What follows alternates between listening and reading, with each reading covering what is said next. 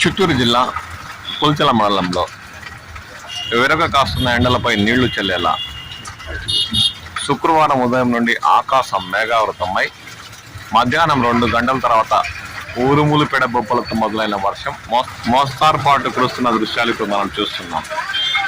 పులిచెర్ల, రొంపిచెర్ల, సోమల, సదుం, పాకాల, చిత్తూరు పరిసర ప్రాంతాల్లోని పలు మండలాల్లో శుక్రవారం మధ్యాహ్నం నుండి ఈదురుగాలు లేకుండా చినుకులతో మొదలైన వర్షం మోస్తార్పాటుగా కురిసిందని స్థానిక ప్రజలు పేర్కొన్నారు.